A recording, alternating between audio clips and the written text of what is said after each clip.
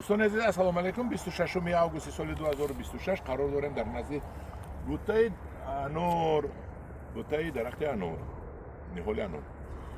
انور قای سرخ با می شود قای سبز این حوزه در همین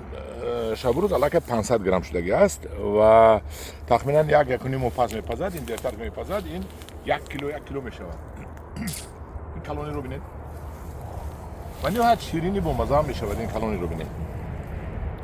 اینو رو بینید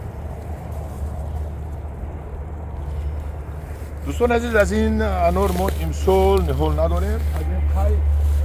سال دیگه خدا خواهد ما تیار میکنیم موزه من تلفن رو گرفته یک نوار کرده روم اینجا بسیار کلان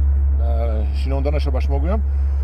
5 بسه درست بوده است در انور 5 بسه درست میمونده است و بینش من خیلی راه میشود وقتی کلان شد بعد 5-6 سال اینجا خیلی کم کم راه میموند لیکن اصلا محکم میشد اساسش ما گذشته به شما نشون میدم انور قای اساسا این مکانش کنی بودمی ولایت سوخت میباشد اساسش وطنش اینا بینید اینا می علاقه 1 کیلوش است دوستان عزیز اینا مینش علاقه 1 کیلوش است اینا مینش 1 کیلوش است اینش علاقه 600-700 گرم شده است دوستان عزیز من به شما فقط چیزهای بهترین رو پیشنهاد میکنم که شما خریداری کرده چنونید و بخورید سوری پول شوید اینا بینید 1 کیلو شده است من این تگنگ علاقه 1 کیلو شده است 1 کیلو هم زیاد میشدید من همین سوی بش رو التماس میکنم که هرچند دورم باشد اگر با من خانه رایی کنم که شما در نشان تم انور قای خیلی میشدگی شد این بینید 1 کیلو شده علاقه 1 کیلو شدگی از این کلانش التماس میکنم و این بینید این توقه میبندد لیکن کلان میبندد این بینید این همین حوض 1 کیلو شدگی این بینید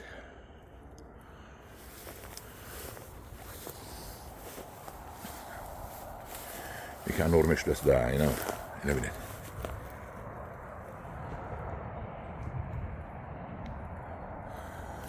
دوستان عزیز برای شما شده من میخیزم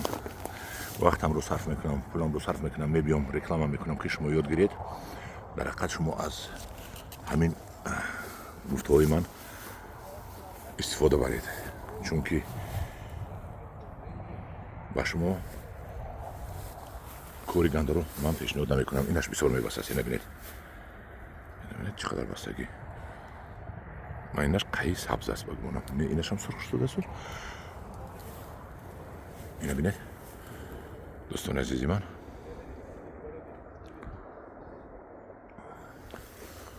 خلاص گپ ما در تاجیکستان همین 4-5 نماد انار رو انتخاب میکنیم که بهترین انارهای دنیا باشند و شما انارزارها کنید و از انار فایده بینید انا قای سبز قای سرخ است قای سبز است اینش سرخ بینید چه بسیار میبندد با این درون بینید درون پوری انار است این اگر در منطقه های گرم رود اگر عموما بسیار میبستگی است ده این بینید در نظر دارم جیر قبودیان و جیهون رو خیلی خلاصی گپ چقدر هم روم همین قدر این تمام نمیشود این بینید این باغ کلان است از این باغ فایده بسیار رم کلان میگیرم گسود است هر سال این خیلی انوری بصفت کنید البته فایده میگیرید دوستان عزیز شما وقتی که مهنت میکنید مهنت ها از راه علم کنید یکمش انتخابی میوه‌ای که در ناحیه شما منطقه باب هست 1 کیلو من مرحمت 1 کیلو اگر شما میوه در ناحیه‌تان منطقه باب شدگی کنید اگر برکه میابید در منطقه‌تان نمیشدگی چه نکنید دوستان عزیز اینا 1 کیلو ان قریب شدگی اینا ببینید که حالی تا پختن اینا 1 ماه دیگه بوده است همین خیلی دوستان عزیز در پناه خدا باشید و کدوم معقول باشد یک لایک کنید از من درخواست کنید نهال امسال انارهای بهترین رو نیز از ایران میبیارم و انار بهترین رو بدانش رو نیز میبیاریم در پناه خدا باشد خدا نگهبان شما باشد